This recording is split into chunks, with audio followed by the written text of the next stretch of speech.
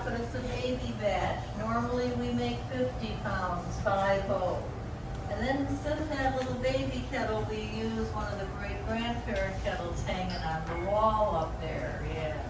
Uh-oh, Lauren's checking on the thermometer. Let's see what it is. 305. 305 degrees. And what's the magic temperature we're waiting for? 320. 320. Now, I hate to tell you this, guys, but great-grandfather did not have a thermometer. No. What he did have was a little glass of ice water. Yeah, you know what's going to happen next.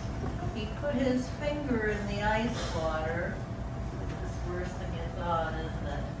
He'd watch how the bubbles were cracking on the surface. He'd listen to it. And then when he thought it was about the right temperature quickly, we mean very quickly, out of the ice water into the kettle, out of the kettle into the ice water, he would feel the candy to decide what the temperature was. Don't do that at home. That's a bad idea. Notice we're not using his technique here. We have a thermometer in the kettle. But we also know that great-granddad went to the afterworld with all 10 fingers. So it couldn't have been too terribly dangerous if you knew what you were doing, and I guess he did. We've seen this written up in old recipe books as well as having had the story passed down. Uh-oh, Warren's looking at that thermometer again. What does it read now, Warren? Ready to go. If it's ready to go, what is the temperature now? 320. They listen too. Very good. Now he's taking out that thermometer that great-granddad did not have, and he's going to pour the candy out onto the table. Now this is the exciting part, so hope your little hearts are ready for this. Watch carefully. And there it goes. Be very, very glad your little fingers aren't under there.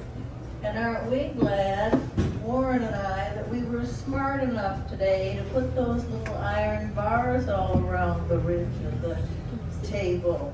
If we forget to do that, we have to share the candy with the floor. That's not much fun. So we're generally clever enough to put the little bars in place. Now Warren's trying to get as much of that candy out of the kettle as possible, waste not, want not, and get the candy off the lip of the kettle. Anybody want to lick? Warren wants to know if anybody wants to lick the kettle. I think they're too smart for that, Warren. They know how hot that kettle is. Why, if you got your little tongue stuck to the kettle, we'd have to send the kettle home with you. And that would be the waste of a perfectly good kettle. We're not going there, guys. No. Well, Warren's going to go back and start working with what's on the table. And before he does that, he's going to put another kettle on to boil. Now you might think that's a little strange,